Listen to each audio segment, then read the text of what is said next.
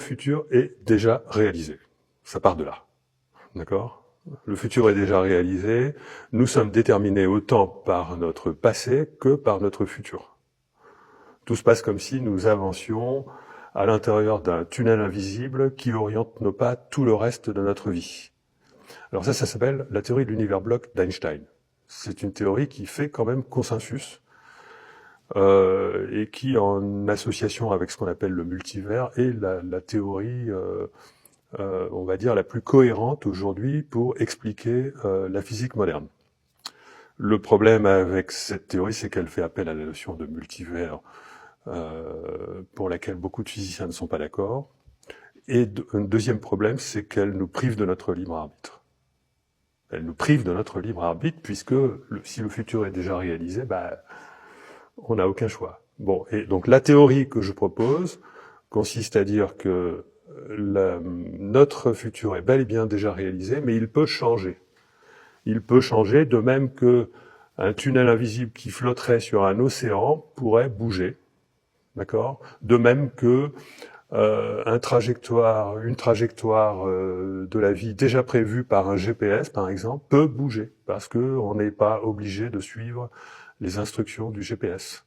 Hein, si on tourne à droite au lieu d'aller tout droit, la dame va nous dire de faire demi-tour.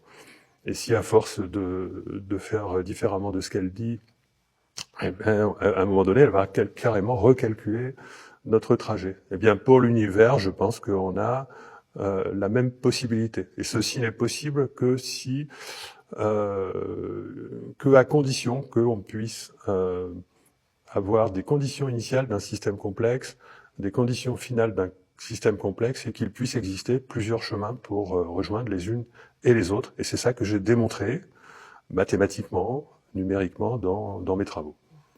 Pour m'être un peu intéressé à différentes techniques soit de divination, soit d'accompagnement, de développement, comme l'astrologie, le feng shui, et d'autres, dans ces techniques-là, on met en évidence l'idée que on a un certain nombre de dispositions, peut-être même un destin ou une direction de destinée qui va dans un sens et pas dans un autre. Il est dit, notamment dans l'astrologie, qu'on peut choisir de faire ce qu'on veut, en fait, mais que dans certains cas, en faisant ce qu'on veut, soi-disant, on va un peu nager contre courant, et ça va nous demander beaucoup plus d'énergie que si on suivait une forme de prédisposition qu'on a déjà. Oui. Ça rejoint un peu ce que vous avez mis en évidence, d'une certaine manière. Oui, enfin, mettons de côté l'astrologie. Il existe des déterminismes dans notre futur qui influent sur nous. C'est-à-dire qu'on peut faire ce qu'on veut, mais on va être quand même inexorablement attiré par ces sources de déterminisme. Ça vient du fait que nous vivons collectivement une seule réalité. Et que donc on ne peut pas satisfaire tout le monde. C'est-à-dire que nos intentions peuvent avoir un effet sur notre réalité dans le futur, mais à condition de s'écarter des mouvements collectifs. Et si on est dans les mouvements collectifs, si on a des contraintes, bien évidemment, on ne pourra pas faire ce qu'on veut, on va être obligé de vivre ce que l'espace-temps a prévu pour nous, dans la mesure où nous avons accepté une forme de conditionnement. Et c'est ce conditionnement qui nous attire vers lui, qui nous attire vers la répétition des mêmes schémas. C'est-à-dire que si je comprends bien, vous dites qu'on est dans une réalité où effectivement des milliards d'individus projettent collectivement et inconsciemment une idée de ce que va être le futur. Voilà. C'est ça ? C'est ça. Et donc l'espace-temps satisfait tout le monde.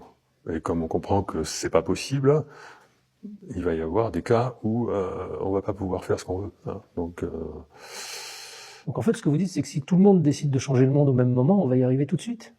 Oui, si tout le monde. Enfin, c'est pas forcément au même moment. Je suis un peu simpliste, hein, peut-être parfois, mais. Disons que l'accumulation des personnes qui arrivent à conquérir leur libre arbitre pour réellement construire leur vie et ne pas aller dans le sens du conditionnement, l'accumulation de ces personnes-là fera que effectivement, à un moment donné, on arrivera à un stade critique où notre futur collectif va carrément basculer vers un tout autre futur. Par exemple, on nous prévoit aujourd'hui des effondrements, etc., des catastrophes, des cataclysmes. Moi, je fais partie des optimistes qui pensent que Bon, il y aura peut-être quelques effondrements, quelques catastrophes, j'espère petites, mais comme il y a un éveil qui se produit depuis des années, mais même des décennies, on va finir par basculer dans la bonne direction.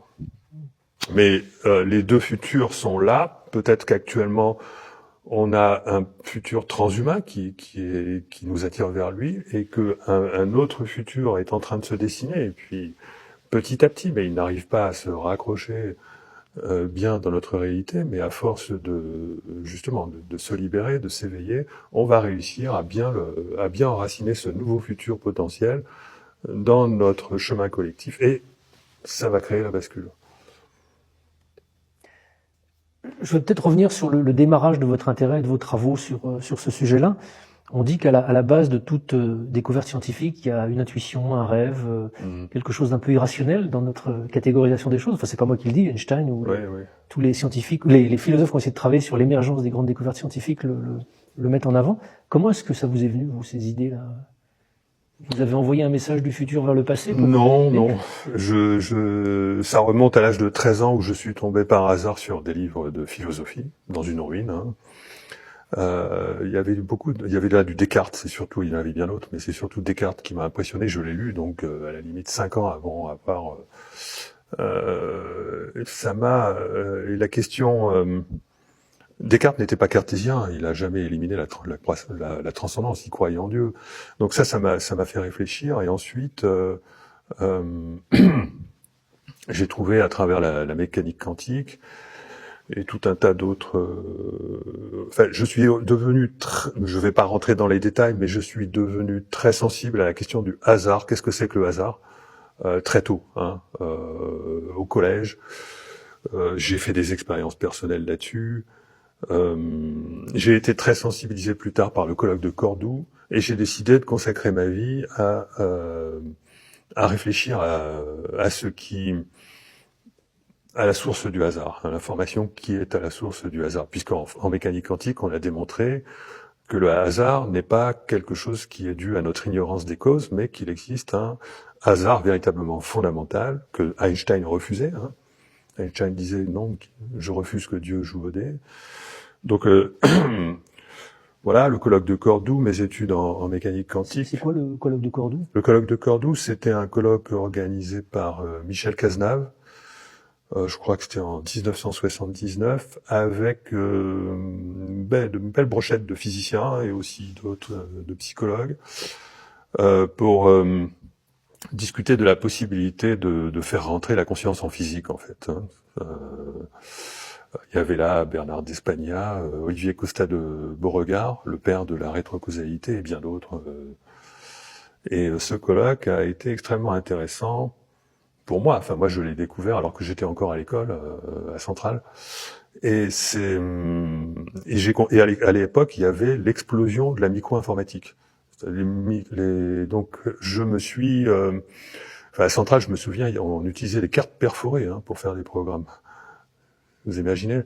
Et donc, moi, je me suis lancé à corps perdu dans la micro-informatique, à commencer par la microélectronique, pour être capable un jour de maîtriser complètement l'instrumentation, l'informatique, de manière à développer des systèmes extrêmement sensibles qui allaient permettre de détecter les fameuses corrélations non locales dont il était question en mécanique quantique, et qui sont justement à la base de la compréhension de la source du hasard.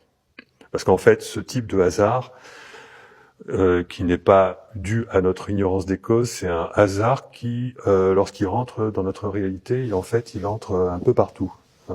Il est non local, c'est-à-dire que lorsqu'il vient jouer sur une vie pour faire changer le parcours, il va en même temps faire changer le parcours d'autres vies de manière à ce que l'espace-temps reste cohérent.